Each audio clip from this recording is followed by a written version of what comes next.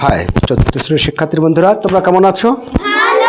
ভালো। আজকে তাহলে চার পৃষ্ঠার এই যে আমরা দেখতে পাচ্ছি এখানে লেখা আছে, পূর্বের পৃষ্ঠার অনুচ্ছেদটি পড়ে প্রাকৃতিক পরিবেশ কিভাবে মানুষের কার্যক্রম দ্বারা ক্ষতিগ্রস্ত হয় তা নিচের মাইন্ড ম্যাপে লিখি।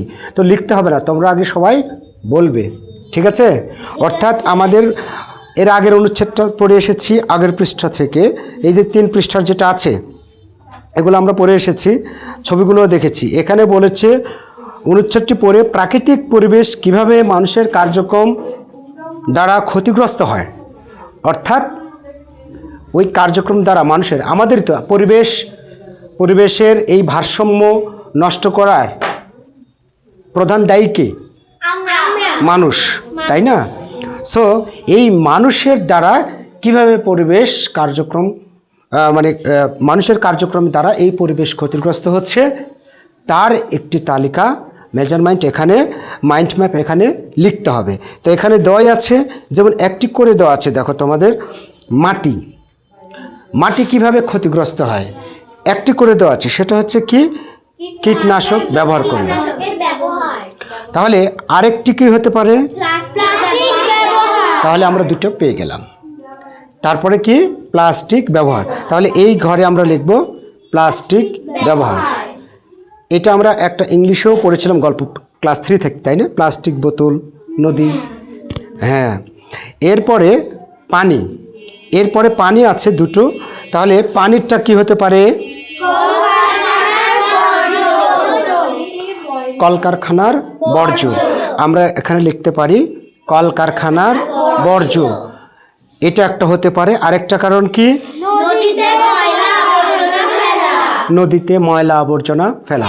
কেননা নদীতে ময়লা আবর্জনা ফেললে তো পানি দূষিত হবে, আর সেই পানি ব্যবহার করলে সেটা থালা বাসন ধাও, কাপড় চোপড় ধাও, আর আমরা নিজেরা গোসল করি না কেন? আমাদের সেই পানি কি দূষিত পানি না? সেই পানির কাজকর্ম করলে বিভিন্ন রোগ বালাইতে দেখা দেবে। পান করো তো দূরে থাকবে, ওই পানি ব্যবহার করলেই সমস্যা। আচ্ছা, পানির পরে কি আছে? আচ্ছা, বায়ুতে দুটো লিখতে হবে। তাহলে আমরা কি লিখতে পারি এখানে?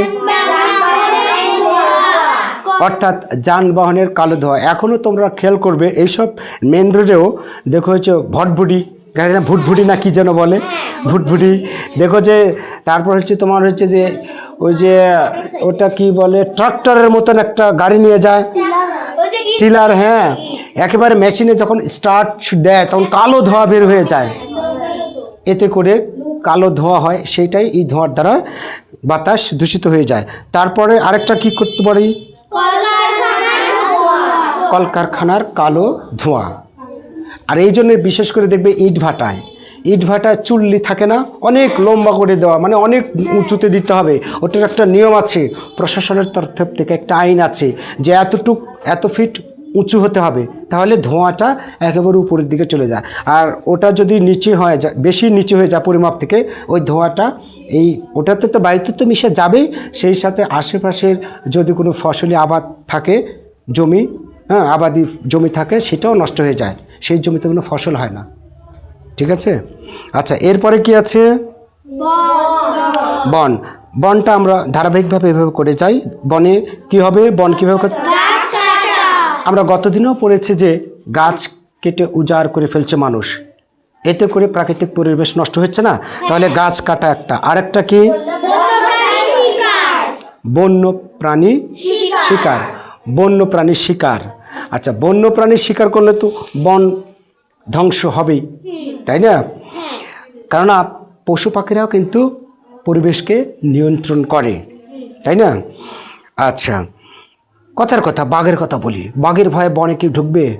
কিন্তু ওই বাঘ যদি শিকার করো, বাঘ নাই রে, চল এখন বনের ভিতর ঢুকি, নাকি কাঠ কেটে নিয়ে আসি, বিষয়টা এরকম। তারপর হচ্ছে নদী, তাই না? নদীতে একটা পূরণ করতে পারি, নদী দখল। আচ্ছা, এখন চিন্তা করছো নদী আবার দখল করে কি করে?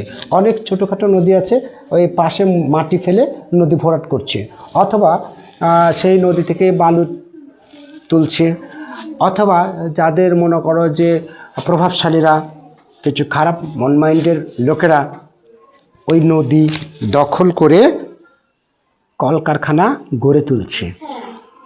তারপর তোমার আরেকটা কি আছে, তেল ও বর্জ্য।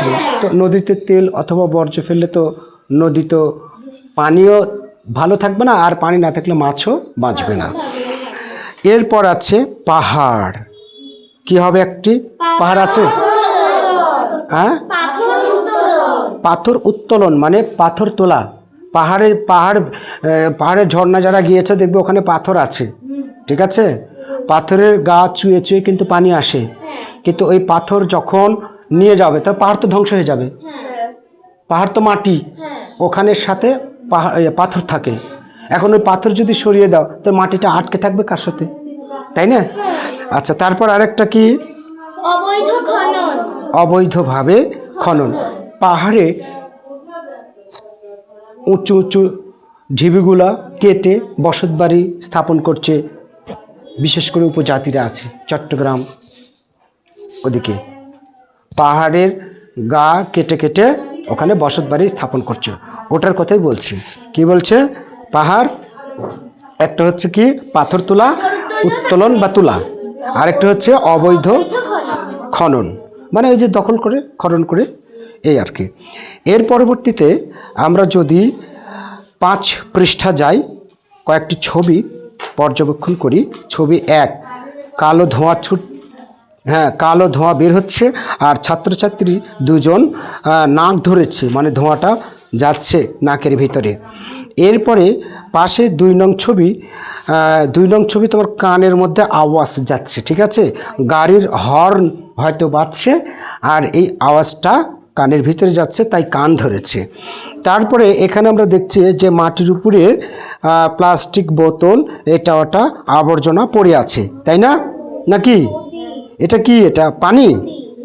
আচ্ছা, পানির উপরে ভাসছে এতকে, ঠিক ঠিক, এই যে এটা কচুরিপানা মনে হচ্ছে, তাই না, মানে এটা ওটা আবর্জনা ভাসছে নদীর পানির উপরে। আর এখানে আমরা দেখতে পাচ্ছি কলকারখানার ময়লা আবর্জনা পানিতে মিশে যাচ্ছে। 4 নং ছবিতে কলকারখানা ময়লা আবর্জনা পানিতে মিশে যাচ্ছে। এখন ওখানে বলেছে উপরের ছবিগুলো পর্যবেক্ষণ করে নিচের ছকটি পূরণ করি। এখন কি দূষিত হচ্ছে, ছবি 1, এখানে বায়ু দূষিত হচ্ছে, তাই না? আচ্ছা, আর কিভাবে দূষিত হচ্ছে, কালো ধোঁয়া, যানবাহন এবং কলকারখানার কালো ধোঁয়ার মাধ্যমে বায়ু দূষিত হচ্ছে। ছবি 2 কি দেখলাম, শব্দ দূষণ। আর কেন হচ্ছে, গাড়ির বাজানোর জন্য, অর্থাৎ যদি আমরা এক কথা বলি যে গাড়ির হর্ন উচ্চ শব্দে বাজানোর কারণে। ছবি 3 কি হচ্ছে, কি দূষিত হচ্ছে, মাটি দূষিত হচ্ছে। তাহলে তো ঠিকই বলেছিলাম আমি, মাটি হবে, ওটা মাটির উপরে ফেলে দিয়েছে ওটা, না? হ্যাঁ, মাটিতেই। আচ্ছা, ঠিক আছে, তাহলে মাটিতে আবর্জনা ফেলেছে, মাটি দূষিত হচ্ছে।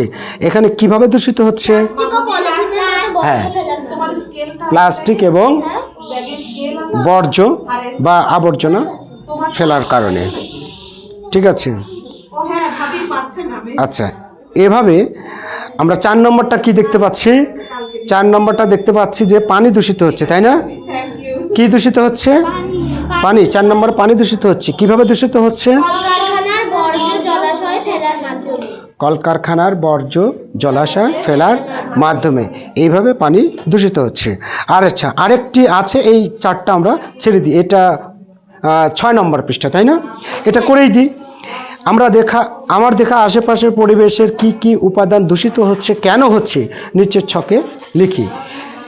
যেসব উপাদান দূষিত হচ্ছে আমার দেখা আশেপাশে, তো তুমি ইচ্ছা মতো দিতে পারো, যেমন মাটি, পানি, বায়ু, আরেকটা কি, শব্দ, তাই না? তাহলে এই মাত্রই পড়ে আসলাম আমরা কীভাবে দূষিত হচ্ছে। তাহলে কেন দূষিত হচ্ছে ওখানে লেখা আছে। আমরা যদি দিই মাটিতে ময়লা আবর্জনা ফেলার কারণে মাটি দূষিত হচ্ছে। আমরা যদি দিই এখানে পানিতে বিভিন্ন রকম প্লাস্টিক বোতল, ময়লা আবর্জনা বা কলকারখানার আবর্জনা পড়ে পানি দূষিত হচ্ছে। তারপর যদি আরেকটা কি, বায়ু, তাই না, কালো ধোঁয়ার কারণে হ্যাঁ, কলকারখানার অথবা কালো ধোঁয়ার কারণে বায়ু দূষিত হয়। তারপর তোমার বা হচ্ছে এরপর দিব হচ্ছে যে তোমার শব্দ।